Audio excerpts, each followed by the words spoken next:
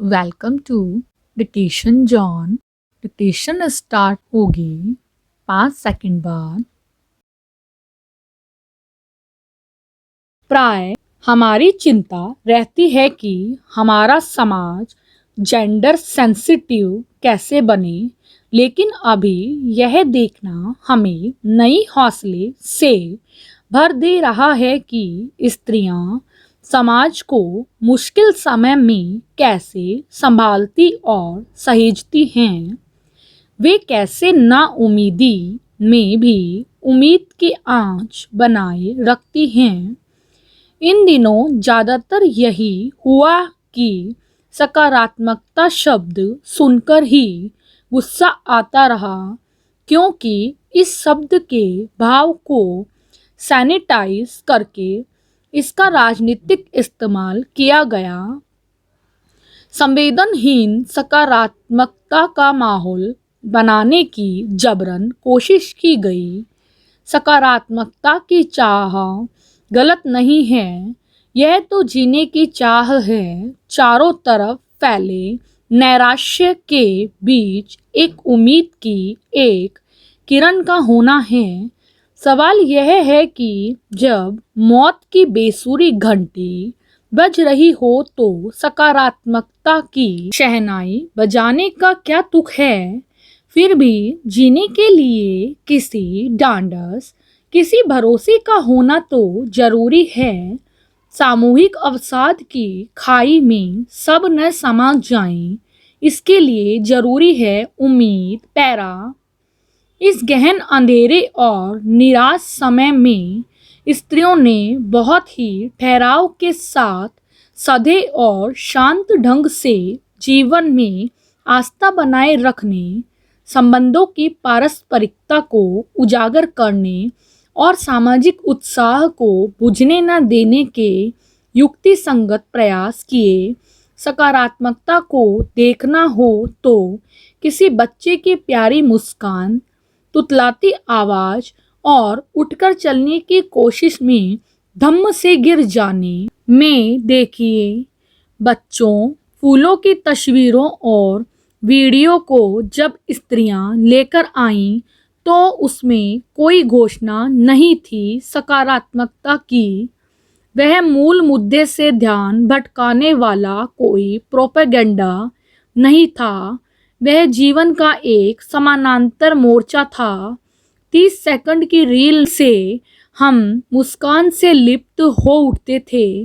पिछले साल के लॉकडाउन में खान पान की तस्वीरें बहुत आई थीं, पर आप ध्यान देंगे तो इस बार खान पान का प्रदर्शन या रसोई की उत्सवधर्मिता नहीं थी, पर आपस में स्वाद और संबंध की इस ऊष्मा को बांटा गया। सबने ठंडे पड़े रिश्तों की भी परवाह की और उसी क्रम में सोशल मीडिया पर पुरानी तस्वीरों की खुदाई का एक दौर आया। मानो अतीत के बहाने वे सबको यह भरोसे दे रही हो कि भविष्य भी जीने लायक होगा। आप जीवन के मधुर प्रसंगों को, अपने अच्छे दिनों को मुश्किल समय में खुद याद करना भूल सकते हैं। यह निराशा की एक परिणति है। यह ब्रेन फॉग के कारण संभव है। ऐसे में कोई आपको आपकी मधुर स्मृतियों से किसी युक्ति से जोड़ दे, यह कितनी अच्छी बात है। ऐसे प्रयास किसी को बचकाने लग सकते हैं, पर ऐसा है नहीं।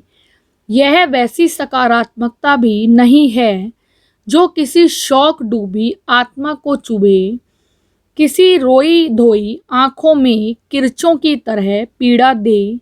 यह वैसी सकारात्मकता है जिससे स्त्रियां इस बेमुरव्वत दुनिया को टुकड़ों में ही सही जीने लायक बनाती हैं।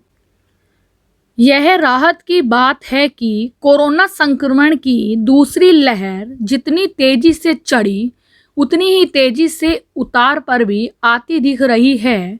स्वाभाविक रूप से इसी के साथ उन राज्यों में लॉकडाउन में छूट देने पर विचार होने लगा है जहां संक्रमण तेजी से कम हो रहा है, दिल्ली सरकार के साथ साथ कुछ और राज्य सरकारों ने ऐसे संकेत दिए हैं कि वे अगले सप्ताह से लॉकडाउन से बाहर आने का उपक्रम कर सकती हैं। कम से कम उन राज्यों को तो लॉकडाउन से बाहर निकलने की प्रक्रिया शुरू ही करनी चाहिए, जहां संक्रमण कम होने के साथ ही नियंत्रण में भी दिख रहा है। लेकिन यह प्रक्रिया इतनी धीमी भी नहीं होनी चाहिए कि उससे आर्थिक व्यापारिक गतिविधियों को कोई बल ही न मिले। लॉकडाउन में मामूली राहत देकर लोगों को घरों में बंद रहने लायक स्थितियां बनाए रखने का कोई औचित्य नहीं। मामूली राहत से अर्थव्यवस्था को कोई लाभ नहीं मिलने वाला। आज जरूरत ऐसे उपाय करने की है जिससे आर्थिक व्यापारिक गतिविधियों को बढ़ावा मिले। इसकी अनदेखी नहीं की जा सकती कि तमाम राज्यों में लॉकडाउन लगे हुए लगभग 40 दिन बीत चुके हैं। इसके चलते करीब करीब सब कुछ ठप है।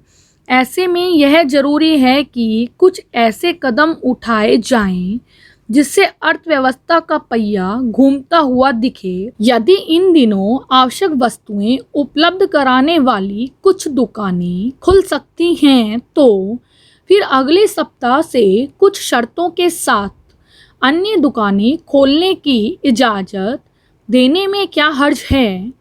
कल कारखानों और चुनिंदा बाजारों को खोलने के साथ पटरी दुकानदारों को भी अपनी दुकानें खोलने की अनुमति दी जानी चाहिए, क्योंकि लॉकडाउन से सबसे अधिक वही प्रभावित हुए हैं।